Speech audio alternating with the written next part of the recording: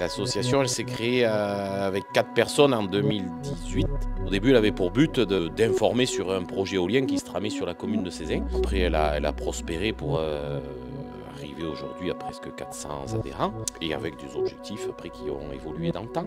Il fallait préserver nos paysages et nos coutumes et nos traditions, mais du coup, après, on s'est aperçu aussi qu'elles n'étaient pas non plus mises en valeur. Donc, savoir ce qu'on voulait faire sur notre territoire et que c'était à nous de le décider et que c'est nous qu'on allait le subir et le vivre, quoi.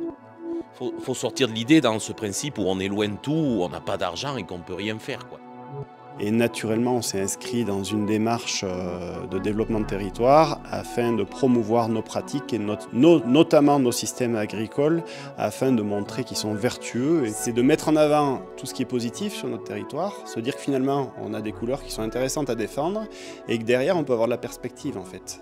Et que c'est pas parce qu'il y a une population qui est faible, peut-être des moyens collectifs qui ne sont pas très élevés, que ça nous ferme des portes. Au contraire, au lieu de mettre tout le temps en avant ce qui ne va pas, ben on va aller chercher ce qui est positif et essayer de bâtir derrière pour se rendre attractif et voir les choses de manière un peu positive. Le plus important, c'est la fête du pastoralisme qui a lieu tous les ans. Et après, comme cette année, on a un cycle de 14, je crois, conférences, ouais, sur un peu plusieurs thèmes, quoi. Il y a eu tout ce qui était Nuit des étoiles, il y aura sur la forêt, il y aura sur la faune et des choses comme ça, ouais. Et même nous, si tu veux, en tant que locaux, on arrive à apprendre des choses qu'on ne connaît pas forcément. On les monte en estive pour pouvoir récolter notre foin pour l'hiver d'après. Et les animaux, eux, sont dans les estives pour valoriser des montagnes qui ne sont pas mécanisables. On transhume nos animaux en montagne pour essayer d'aller chercher l'herbe de la meilleure qualité au meilleur stade. Naturellement, on a un système d'élevage de montagne qui est ancré et inscrit dans le développement durable, puisque l'herbe se renouvelle naturellement et toute seule, sans intervention industrielle, on va dire, ou chimique. Et du coup, c'est là où il y a de la vertu. Et le développement durable et recyclable et renouvelable, on l'est naturellement depuis ces pratiques ancestrales. En fait. Notre système d'élevage est basé donc sur un système herbagé à 100%.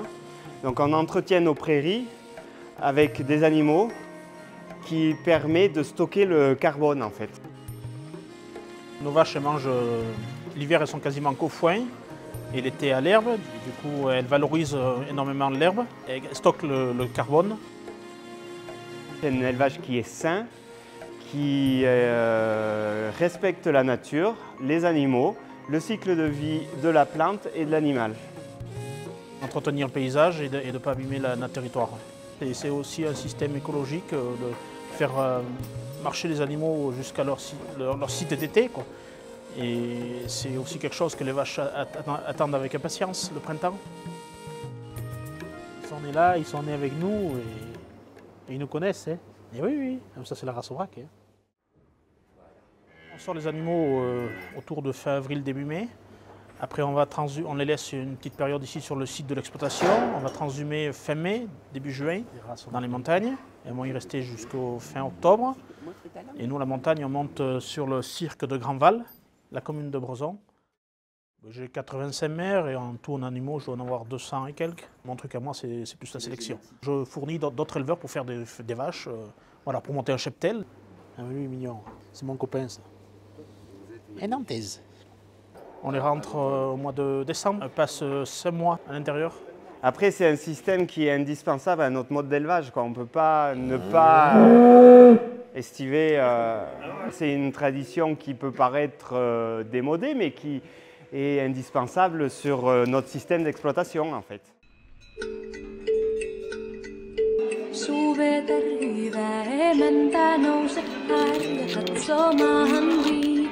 Emännän viljaa kun ei tuskin tulisi.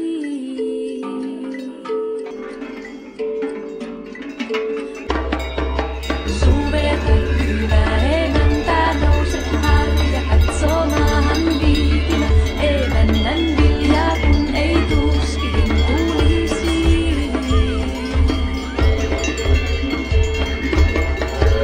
Anu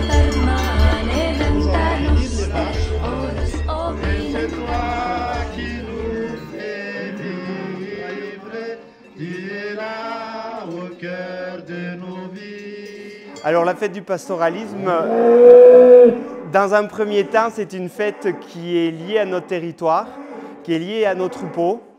On va donc monter les bêtes en estive. Donc c'est un grand jour pour les animaux, comme pour les éleveurs. Le samedi et le dimanche, donc, on va transhumer 2 troupeaux.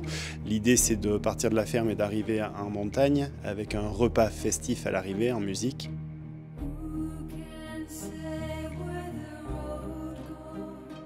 L'Aubrac, c'est une race en fait rustique et qui aime les grands espaces et qu'il faut conserver cette rusticité avec justement des transhumances à pied pour conserver cette aptitude à marcher et aller chercher de la nourriture toujours plus loin et toujours plus haut dans les espaces.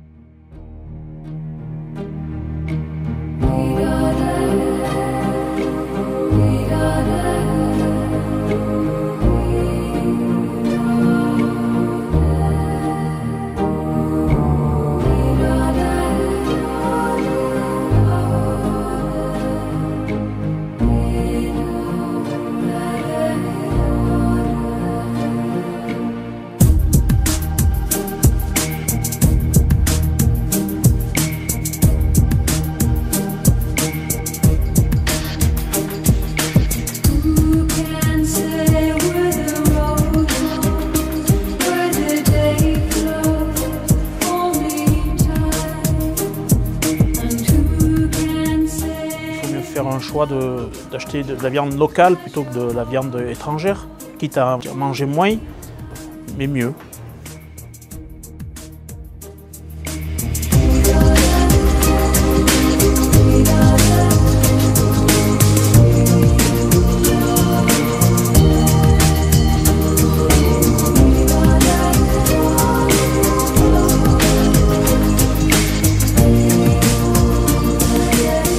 Nous, on les amène sur le lieu-dit d'Arjalou.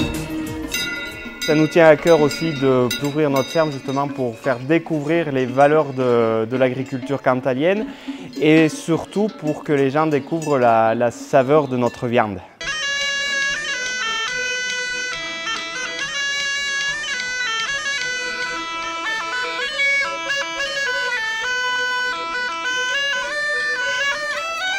L'idée, c'est que d'une fois le repas achevé, terminé en estive, proposer une activité l'après-midi qui va encore plus loin et qui permet de faire découvrir donc, les estives, le bâti, donc les burons, la faune, la flore, en dehors de l'agriculture, puisque c'est tout un environnement, cet espace pastoral.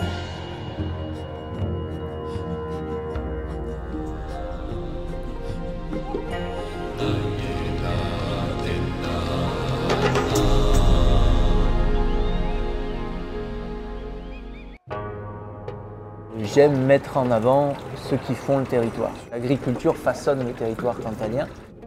L'opportunité à un moment donné d'être associé à une manifestation agricole, je trouve que c'était exactement ce dans quoi je voulais me baigner. J'aime l'idée que le tourisme et l'agriculture puissent être mariés parce que les deux sont bénéfiques l'un pour l'autre. C'est faire comprendre aux gens à quel point le pastoralisme amène la beauté que tout touriste ou toute personne se baladant en montagne peut voir. Parce qu'on a toujours tendance à se dire oh, c'est très sauvage, alors qu'en fait, si demain il n'y a plus d'animaux domestiques en montagne, que ce soit des moutons ou des vaches pour le Cantal, on va avoir une forêt qui regagne, qui reprend ses droits. Et donc on a des paysages qui se transforment, qui se bouleversent. Et là, c'est une occasion de mettre en avant le façonnage du paysage par l'agriculture, et aussi, de fil en aiguille, la qualité des produits qui résultent de cette même agriculture. Je suis donc accompagnateur en montagne. L'idée, c'est d'emmener les gens en montagne, évidemment préparer, planifier l'itinéraire, mais aussi apporter tout un contenu sur l'histoire du pays, la faune qui y vit, la flore, l'histoire humaine, parler de patrimoine, aussi bien naturel que bâti. C'est une vraie transhumance où on mène les troupeaux de la ferme en estive, où il y a vraiment le changement d'altitude pour aller valoriser l'herbe.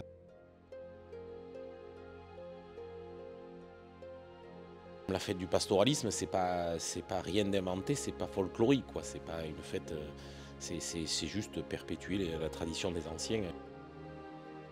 c'est vraiment un acte de transhumance. Et ensuite, le repas festif en estive est vraiment un moment festif et convivial pour rendre les choses très agréables.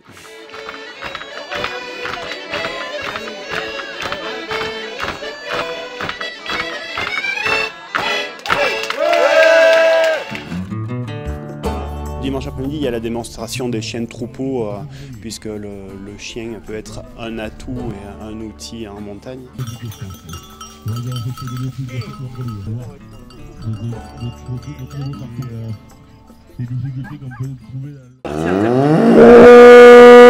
Voilà, le mot de la fin. Ce sera le mot de la fin.